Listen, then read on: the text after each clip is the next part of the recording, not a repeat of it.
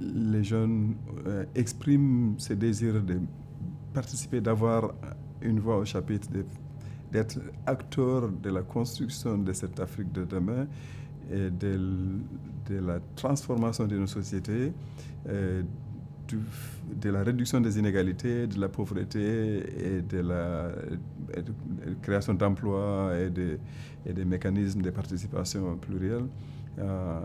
Et ils expriment tout ça de plusieurs manières. Et entre autres, nous avons vu ce qui s'est passé en Afrique du Nord, mais également ce qui s'est passé au Sénégal, entre autres, où le mouvement des jeunes, en même temps que le développement s'est passé en Afrique du Nord, arrivé avec des formes d'expression nouvelles et l'expression aussi d'une ambition, justement,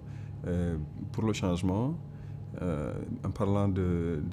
besoin d'un nouveau type sénégalais. On aurait pu parler d'un nouveau type d'Africain qui serait informé par des valeurs universelles, des valeurs de démocratie, et serait l'acteur de la construction justement de la société de demain. Et ça ne s'arrête pas au niveau juste de l'Afrique du Nord ou du Sénégal. Ils ont inspiré, ces mouvements-là ont inspiré d'autres mouvements au niveau du Burkina Faso. On sait qu'il y a un régime qui a été en place pendant 27 ans, a dû céder la place justement à d'autres, et sous la pression venant d'un mouvement, entre autres, le Balai Citoyen et d'autres qui sont inspirés par les exemples qu'ils ont vus ailleurs, quoi. Donc il y a en volonté de changement, il y a des processus de changement